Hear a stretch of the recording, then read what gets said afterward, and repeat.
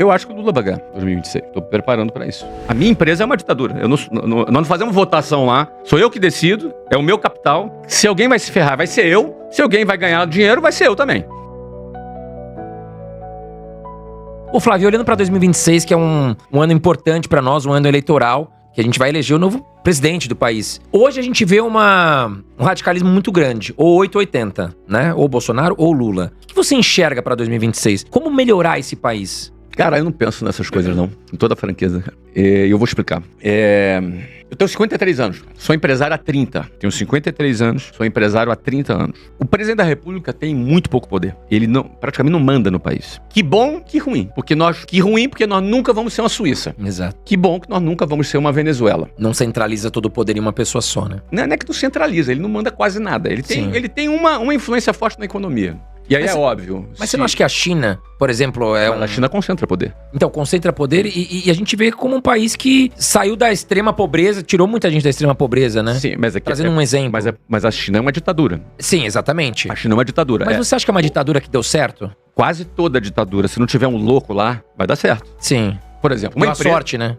Uma empresa é uma ditadura. Sim. A minha empresa é uma ditadura. Nós não fazemos votação lá. Sou eu que decido. É o meu capital. Se alguém vai se ferrar, vai ser eu. Se alguém vai ganhar dinheiro, vai ser eu também. Sim. Então uma empresa é uma ditadura. Então uma empresa jamais funcionaria numa democracia. Uma democracia, uma empresa quebra. Uhum. Não é? Então, assim, a China é uma ditadura. Então, hoje tem lá o Xi Jinping lá, que tem um projeto de país e, obviamente, por ser uma ditadura, vai ser o caminho sempre mais curto para realizar alguma coisa. Agora, o cara que vai suceder ele pode ser um louco. Esse é o problema a ditadura é um caminho mais curto para se chegar às coisas. Sim. Agora, não é o caminho mais seguro, que muitas atrocidades podem ser feitas pelo Estado. O Estado, ele não pode ter essa moral toda. O Estado não é confiável. O Estado não é confiável. Se cair na mão errada... Cai na mão errada e quase sempre vai cair na mão errada em algum momento, de pessoas que usam o Estado pelos seus próprios interesses, para comer lagosta, para beber vinho importado, para andar de jatinho da FAB, para gastar sem transparência emendas no Congresso. Tem de tudo, meu amigo. Mas aí você não pensa... Fora a estrutura estatal.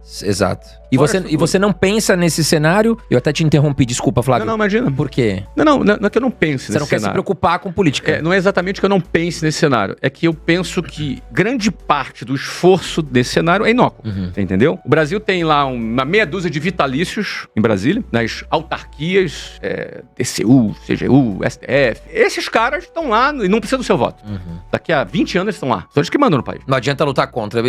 O sistema do Brasil vai continuar assim. Eles são amparados pela Constituição de 1988. Existe uma Constituição que ampara esse sistema. Então, o Brasil acha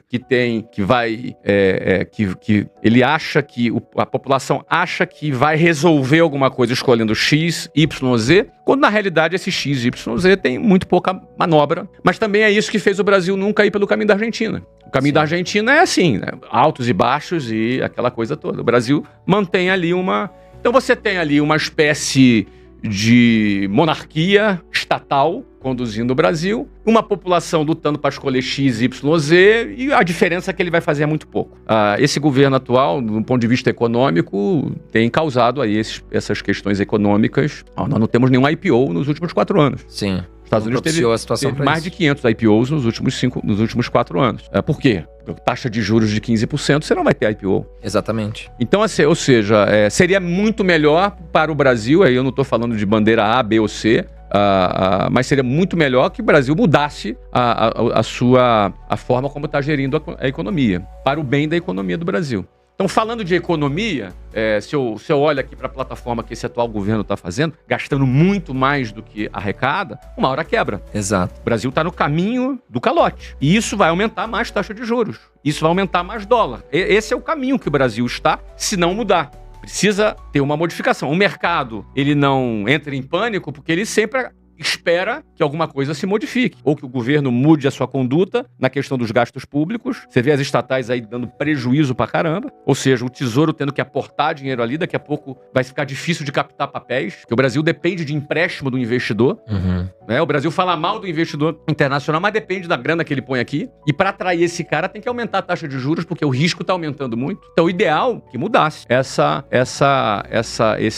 forma de conduzir a economia. Agora, fora essa forma forma de conduzir a economia, fica aquela discussão ideológica para aqui e para lá e que tem muito pouca diferença que faz no país, né? Então, eu, como empresário, eu me concentro em trabalhar os meus negócios e fazer esses negócios crescer. A minha maior contribuição é gerar emprego, contribuo com os meus impostos, eu não sonego imposto, eu pago todos os direitos trabalhistas, emprego milhares de pessoas e cresci em todos os governos. Nunca fiz negócio com o governo, nunca tive negócio de dinheiro público. Eu tenho um preconceito com dinheiro público, não quero dinheiro público na minha empresa, entendeu? Então, esse tipo de postura que eu tenho diante dessa questão política me ajudou a eu crescer as minhas empresas aqui no Brasil, né?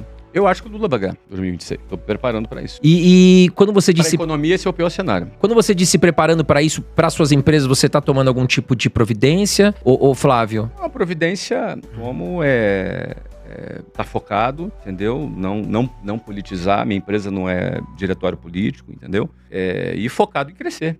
Focado em expandir, focado em crescer. A ação de um governo, ela pode ajudar ou atrapalhar a macroeconomia. Mas na microeconomia, as transações, os negócios, a gente tem que estar preparado para crescer. Uhum. Ou seja, nós não temos dívida, nós somos uma empresa que é zero dívida, uma empresa que tem caixa, empresa que gera caixa, ou seja, caixa é uma das coisas que você tem que estar em alta para se preparar para ambientes de macroeconomia desfavorável. Ou seja, eu não dependo de aporte de capital de investidor, nem de IPO, nada disso, porque se eu dependesse disso, ia ficar na mão. Sim. Você imagina o cara que tomou dívida 2% de juros ao ano, O cara que tomou dívida 2% de juros ao ano e agora ele carrega essa dívida com 15%, 18% de juros ao ano. Tá ferrado. Esse cara tá consumindo caixa pra caramba. Aí esse cara, de repente, depende de um investimento ou de um IPO pra pagar essa dívida. Aí não tem. Exato. Então tem muita empresa passando dificuldade nesse ponto. Então, quem se alavanca muito é porque tá confiando no país. Então eu entro num modo que você não pode confiar na economia do país. Você tem que trabalhar o quê? Na economia real. Tem que trabalhar na economia real, gerar caixa, reduzir despesa, ter uma gestão melhor, entendeu? Não contar com investimento ou com IPO, não contar. Porque num cenário onde Lula é reeleito, que esse é o mais provável, geralmente o cara que está na situação é o cara que vai ser reeleito, não é? Um cara que tem a máquina na mão para fazer a propaganda na mão, e principalmente com ações populistas, para ganhar voto. O Bolsonaro não ganhou, né? Não conseguiu se reeleger, né, Flávio? Teve poucas exceções. O Bolsonaro não conseguiu, o Trump também não conseguiu se reeleger. Agora, às vezes acontece. Por que você acha que o Lula leva essa eleição? Porque é o mais provável. É o mais provável. As pesquisas já colocam ele como possível... É mais provável pelo uso da máquina, pelo populismo, pelo consumo de dinheiro. Você não acha que a direita também tá meio fora de sintonia, digamos assim? Eles estão disputando, né, entre si para ver quem que vai representar. Né? E acho que a família Bolsonaro perdeu muita força também, né, Flávio? Algumas atitudes, talvez o Eduardo indo para os Estados Unidos, ali buscando tarifaço pro Brasil, isso aí também acho que foi um pouquinho ruim, situação, né? É uma situação muito delicada. O Brasil vive uma situação muito delicada. Por conta desse conflito entre poderes, por conta de uma posição, na minha visão, abusiva do judiciário, entrando na política. Eu não penso que o judiciário deveria entrar na política, mas ele está entrando e ele se acha no aval para entrar, para salvar a democracia. É um pouco contraditório, né? Alguém usurpar das atribuições de um poder em nome de salvar a democracia. É uma confusão, cara. É uma confusão. Então o Brasil vive aí, na minha visão, uma confusão institucional que não é boa. Uhum. Pode ser que um determinado lado hoje esteja satisfeito com isso, porque talvez esse tipo de atuação seja favorável para o seu lado, na visão desse lado. Mas isso para a democracia não é bom. Para o país, para a institucionalidade, na minha visão, minha opinião é que isso não é um bom negócio. Ô Flávio, depois de tudo isso que a gente está falando, né, seria correto a gente afirmar essa expressão, que o pobre é pobre porque quer? Essa afirmação, ela é justa ou ela é cruel? É muito simplista essa afirmação, né? O pobre é pobre porque quer, é muito simplista. Eu não acho que o pobre é pobre porque ele quer, mas, ao mesmo tempo, ele não é pobre porque é vítima. Então, são esses extremos que tem que parar. Ou o pobre é pobre porque quer, ou ele é pobre porque é preguiçoso e porque é vítima da sociedade.